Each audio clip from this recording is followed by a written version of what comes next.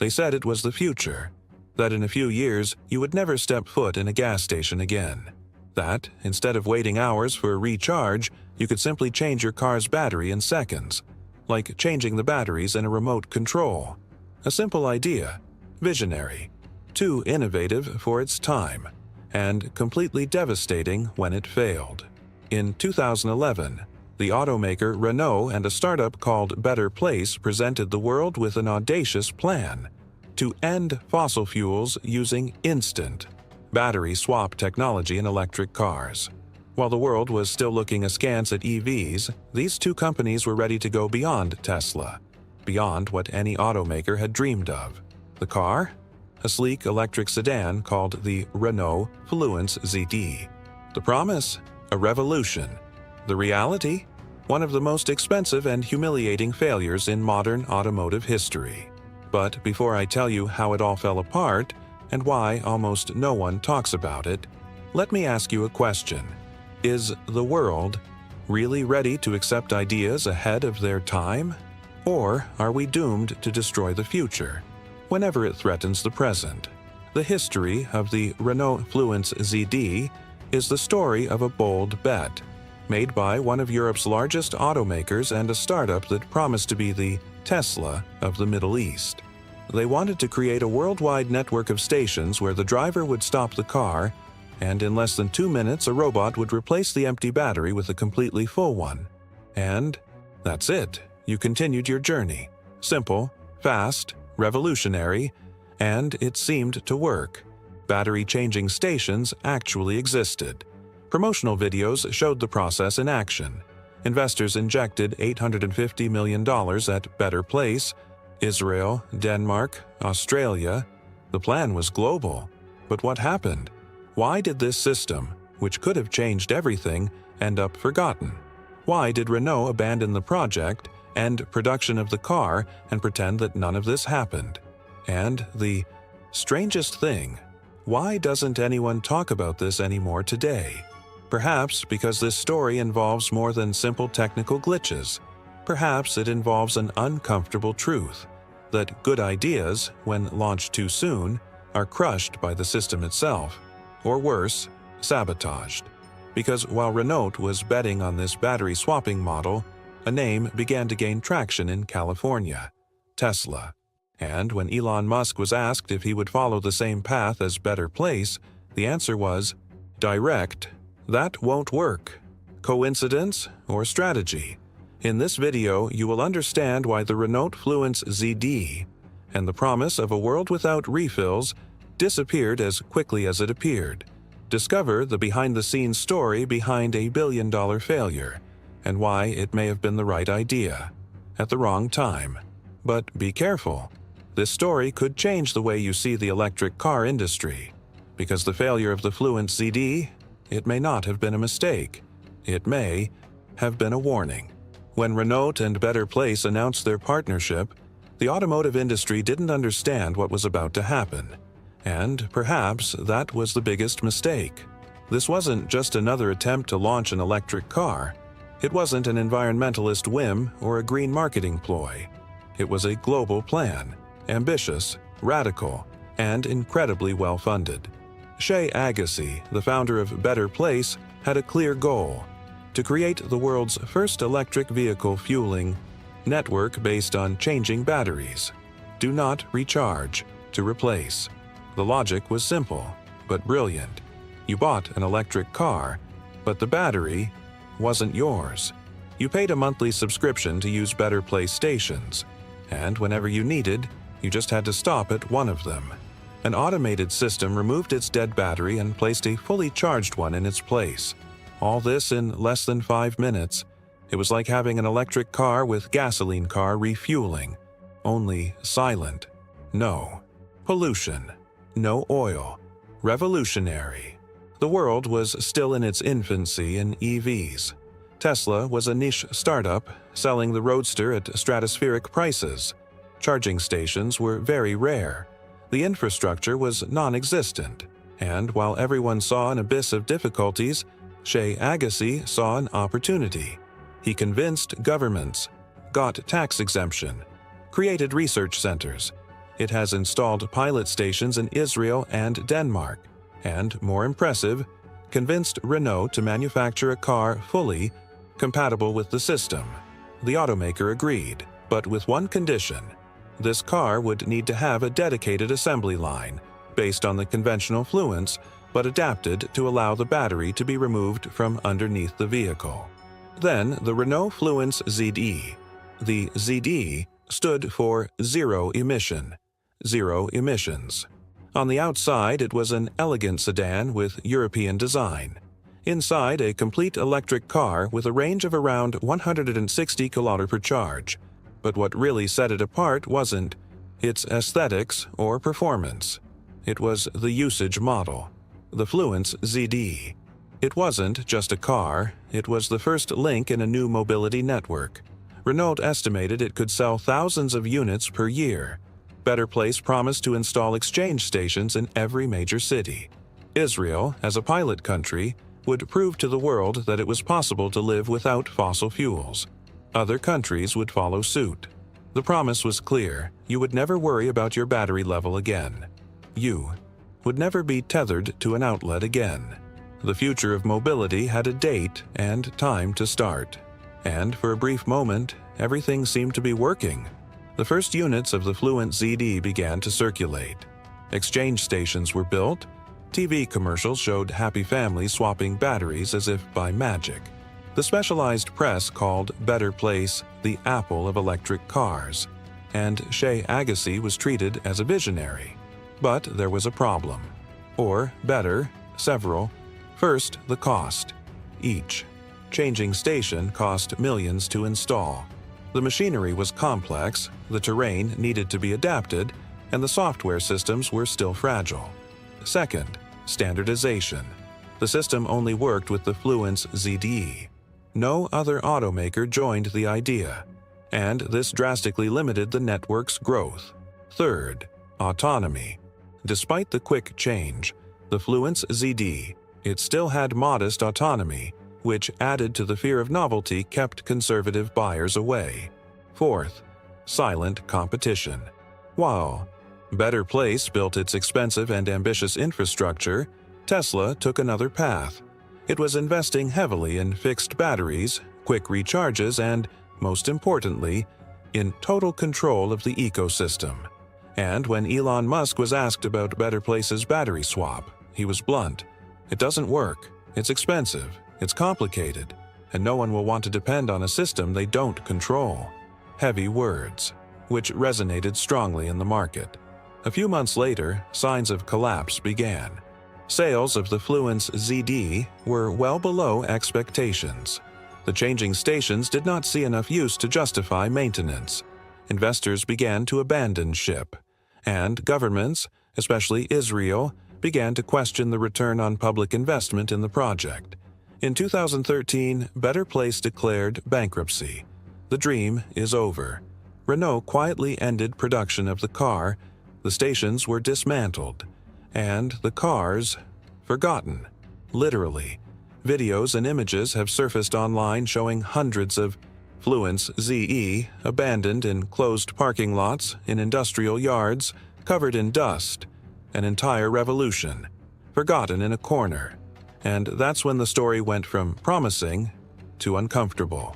Because she raised a question. What if this idea, deep down, was too good? Too good for the market to accept? Too good for competitors to let prosper? Too good for a startup to control alone? When the dream is too big, any crack becomes an earthquake.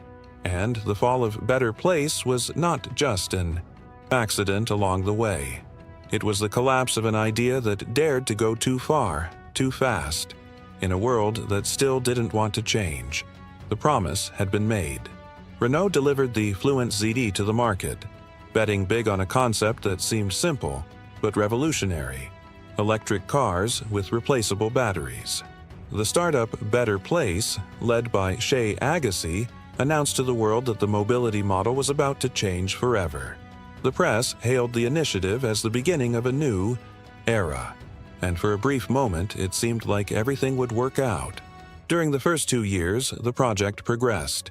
Vehicles circulated on the streets of Tel Aviv and Copenhagen. Videos showed live battery changing stations in operation. The robotic system removed the dead battery and inserted a new one within minutes. There was palpable optimism. It was as if everyone was sure that this was the right path. But problems began to pile up. Small at first, ignored, underrated, until they became inevitable. The first critical flaw came in the most predictable form: cost. Building a single exchange station required complex engineering. It was necessary to adapt the terrain, install robots with high precision, guarantee electrical safety, and create an integration system between the car and the station. It wasn't cheap. On the contrary, it was very expensive. Each station cost millions, and the network needed hundreds, perhaps thousands, to meet a minimally viable demand. But this demand never arrived. Few bought the Fluence Z.E, and the account didn't close. There was a reason for the low turnout. The model was scary. Imagine paying a lot for a car, but not having the right to the battery. Depending on a company for something essential like energy for your vehicle. Losing the autonomy of being able to charge at home. To many consumers, this seemed risky, strange, uncomfortable, a new type of addiction. The second major failure was the lack of adoption by other automakers. Renault was the only company to embark on the Better Place project. No other company has agreed to adapt its vehicles to allow battery changes. This completely isolated the operation. It made the system closed, limited, a network of stations that only worked with a single car model. It was like creating a fueling system that only works with a specific type of car. The project was born with a structural limitation that made its expansion on a global scale unfeasible. The third flaw was uncontrolled growth. Better Place grew too quickly, based more on expectations and marketing than concrete data. He rented buildings, hired hundreds of employees, and began simultaneous operations in several countries, all before validating the model with a solid customer base. It was a race against time, and time won. With station usage plummeting, operating costs exploding, and cash flow becoming unsustainable, the company began to implode. Investors who previously bet big began to flee. The Israeli government, which had publicly supported the initiative, began to press for results. Confidence evaporated. Shea Agassi was removed from the company's leadership. Better Place, until then presented as the great bet of the future, came to be seen as a strategic error. In 2013, the final blow was dealt. Declared bankruptcy. The startup ceased operations. Renault, which had bet big, remained silent. The production of the Fluence Z.E was interrupted. The exchange network has been abandoned, and the vehicles abandoned. Images began to circulate on the internet. Warehouses full of stacked cars, vehicles parked in the open, covered in dust, stations dismantled, closed distribution centers, an innovation graveyard, a perfect portrait of a failure that no one else wanted to mention.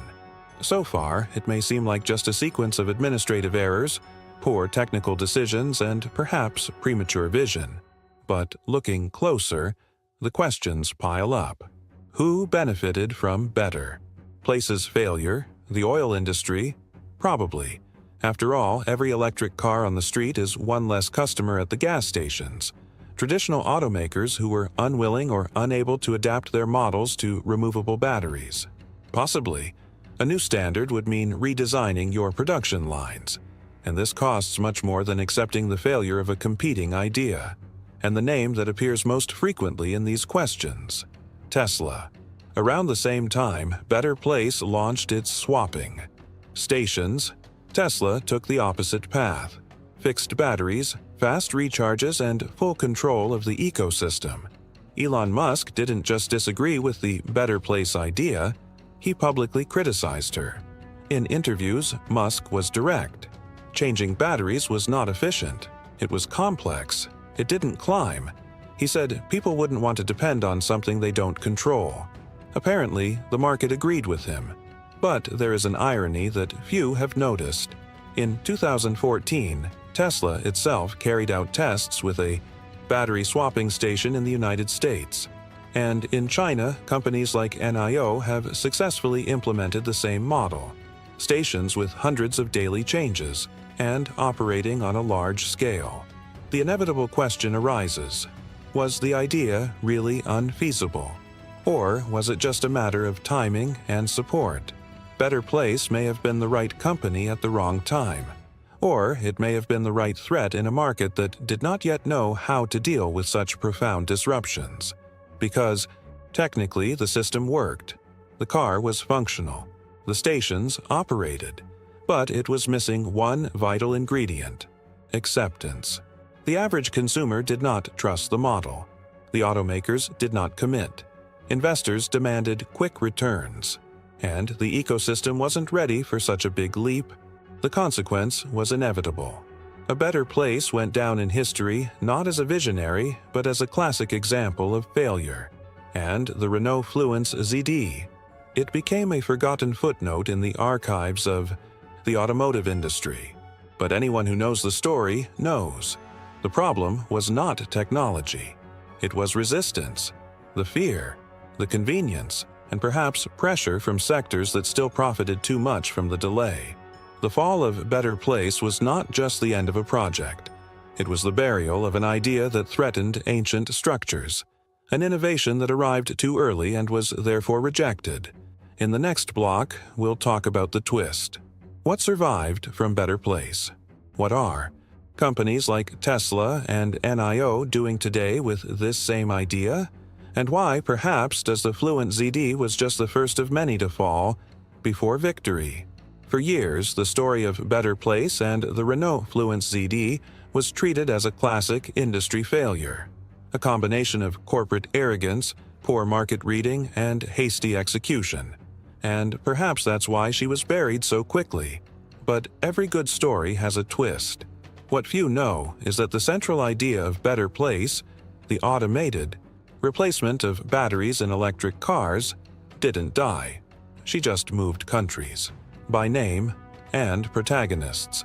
A few years after the bankruptcy of Better Place, the Chinese company 9 began testing a similar system.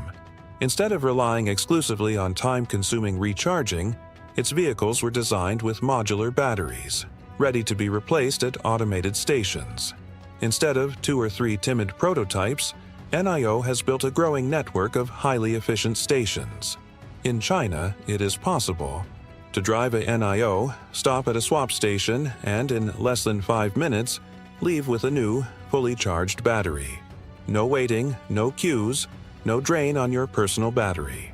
By 2024, NIO had already accomplished more than 30 million battery changes. They are not tests. It is a functional reality, and widely adopted by Chinese consumers. The idea that, according to Elon Musk, didn't make sense and didn't scale is scaling and working. And that brings us to the most surprising point of the twist. In 2013, as Better Place sank, Tesla quietly started building its own battery swap station in Harris Ranch, California. At the time, Elon Musk had announced that he would test the system to prove that, even with infrastructure, it was inferior to the fast recharge model. The tests took place. The station worked, but soon after, he disappeared. The reason? Officially, Tesla stated that customers preferred to recharge at home, with more comfort, but it never published detailed public reports on the tests. The project was shelved. However, the project did not die completely, and that raises an uncomfortable question. Why test something you've already declared to be a bad idea? The answer may lie in changing context. In the 2010s, Tesla was a growing company, but still dependent on external financing and building a strong image of controlling its own ecosystem. The battery swap proposal would create dependence on external infrastructure, something risky for a brand that wanted to dominate the user experience from start to finish. Today, with the Chinese market growing and NIO gaining international visibility with technology that is very reminiscent of Better Place, The scenario has changed. What was unfeasible is now a trend. Tesla itself was forced to consider variations of the concept. In markets where fast recharging is still not sufficient, battery swapping is back on the radar as a viable solution. This brings us back to the fundamental question. Was the idea bad, or was it sabotaged by lack of support? Better Place's technology worked. The stations operated. The car was technically sound. The failure came not from the idea, but from the ecosystem that refused to accept it. Without multiple automakers adhering to the model, the system was limited. Without a country with real political and social commitment, infrastructure became too expensive. Without consumers willing to trust an energy subscription model, usage fell below the minimum necessary for financial viability. But all this starts to change when state support comes into play. In China, the government offers subsidies for vehicles with replaceable batteries. There are incentives for companies that build exchange stations. What's more, there is standardization being built so that different automakers can adhere to the same system. I.e., the same idea that failed in the West begins to prosper in the East, for a single reason: support and structure.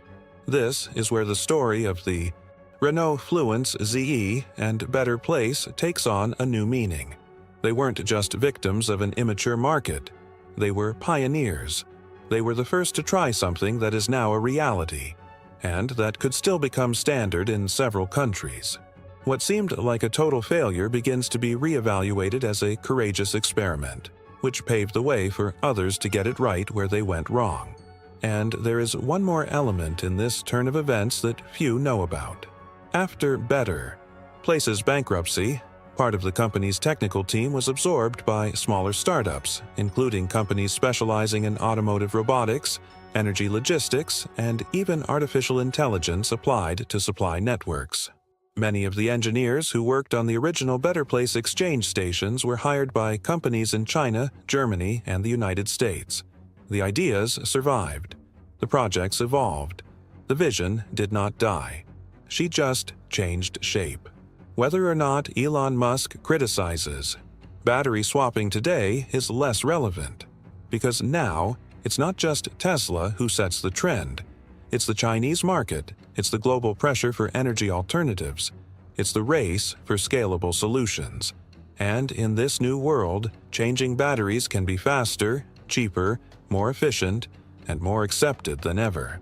The story of Better Place now has another reading. Maybe they were right. Maybe they failed just because they tried to change the world too soon.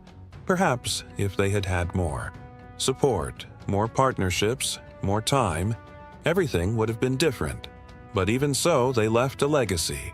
Today, when we see automated stations changing batteries in minutes, we must remember that this did not start with NIO, nor with Tesla. It started with a forgotten car, a bankrupt company, and an idea that refused to die.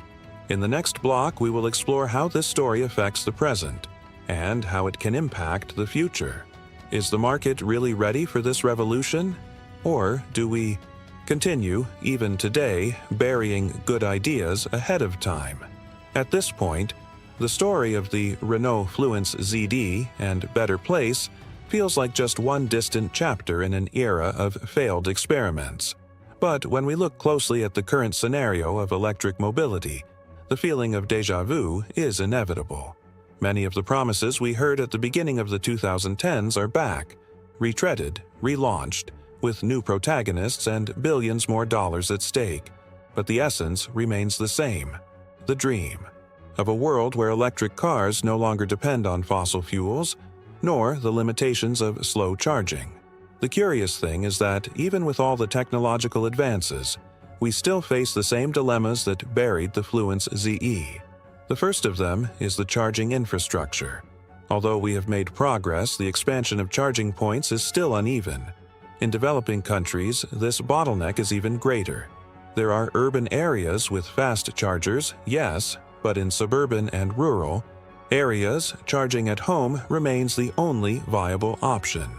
And this, once again, excludes a large part of the population who live in apartments or who depend on unstable energy. The second dilemma is the battery ownership model. The idea that the user can subscribe to a battery instead of buying it, as Better Place proposed, is making a strong comeback. Companies like NEO and other Chinese startups are offering plans where the vehicle is sold separately from the battery, which reduces the acquisition cost and makes it easier to replace models. This poses an uncomfortable question. If this model is working today, why didn't it work in the past? The answer is not simple, but involves three factors that have radically changed: consumer behavior, state support, and market maturity. Today, there is much greater acceptance of electric cars. They are no longer seen as exotic or risky products. There is now a new generation of drivers who have never driven a combustion car. This creates a new audience profile, more open to solutions such as battery exchange, subscription mobility, and other breaks with the traditional ownership model. The second factor, state support, has also changed. Governments, especially in Asia and Europe, are offering real incentives, not just to those who buy, but to those who invest in infrastructure. And that makes all the difference. What was too expensive for Better Place is now viable thanks to subsidies, public-private partnerships, and increasingly aggressive decarbonization targets. Finally, the third factor is technological advancement. Changing station automation, battery life, and energy management systems are much more advanced than in 2010. Technology is no longer an obstacle. The problem now is different. Are we ready, as a society, to adopt this new model? This question is not rhetorical. Even with all these advances, there is still resistance. Large automakers continue to bet on slow charging. Many companies avoid committing to standards that favor the universal use of removable batteries. And there are corporate interests, from oil, lithium, and even the automotive aftermarket, that lose strength with the success of this model. In other words, what took down Better Place might still be around. More subtle, more adapted to modern times, but still operating. If we're honest, the Better Place story is a mirror. She shows us that good ideas are not enough.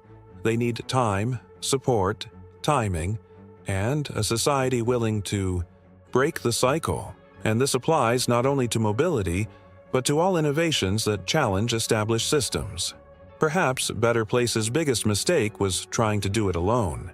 Perhaps Renault bet too early. But perhaps, too, they were just the first to understand that the future needed another logic. Today, with the advancement of solid-state batteries, with discussions about global energy standardization, and with the climate emergency becoming undeniable, the idea of changing batteries makes more sense than ever again. But the question remains: will it happen this time? Or will we, once again, ignore the lessons of the past and abandon the future before its start? In the next block, we will tie this reflection together and show why the story of Better Place may not have been the end, but the beginning of something that is just beginning. The story of Better Place and the Renault Fluence Z.E. It is not just a technological curiosity, nor a corporate failure to be forgotten. It's a reminder. She reminds us that innovation often fails not because it is wrong, but because it arrives too soon. And when that happens, it hits the walls of a system that isn't ready, or that don't want to change. The Fluence Z.E. It worked. Exchange stations existed. The network was being built. What was missing was not technology, but support, integration, and a long-term vision. And, above all, an environment willing to accept a rupture in the traditional model of consumption and mobility. Today, more than a decade later, we see the same ideas returning to the market. Chinese companies show that it is possible to do what Better Place tried. Tesla itself tested the same technology that it previously said was unfeasible. Automakers are considering selling cars without batteries, as a way of making access cheaper and accelerating mass adoption. And this leads us to the inevitable conclusion. The story is not over. She was just interrupted. Better Place's failure may have been the price needed for the market to learn. It may have been the first step, painful, expensive, but essential. of a change that is now beginning to take hold. And if we look at it from that angle, the Fluence Z.E, it wasn't a mistake. He was a pioneer. But there is one detail that cannot be ignored. To this day, with all the technology, with all the talk about sustainability, the market remains resistant to certain ideas. There is still fear of the new. There are still forces interested in maintaining what is comfortable. And perhaps that's why so many innovations continue to be buried before they flourish. Therefore, the most important thing now is not just to understand the past, but pay attention to the signs of the present. We are, once again, on the brink of a new transport revolution. Electric cars, solid batteries, hydrogen, automation, shared mobility. The game is open, but the risk is the same, that the best ideas will be discarded not because they fail, but because they are too challenging. The role of this channel is to tell these stories, reveal what was between the lines, show what went wrong and why. And if you found this story impactful, you need to see what comes next. In the next video, we will reveal an even stranger case, an electric car launched by a giant automaker in the 1970s that, in internal tests, surpassed gasoline models in performance and autonomy. But before reaching the market, the project was canceled, and the prototypes destroyed. Once again, silence. Once again, mystery. And maybe sabotage. If you want to understand why these stories repeat themselves and what is really behind the resistance to innovation, then don't miss the next chapter. After all, sometimes to understand the future, we need to look more closely at what has been forgotten. If you made it this far, leave a comment. Do you think Better Place was right, but came too soon? Or would the model never have really worked? Your opinion helps keep this conversation alive, and it helps build a channel where the story of innovation is told as it deserves, with truth, tension, and impact. See you in the next video.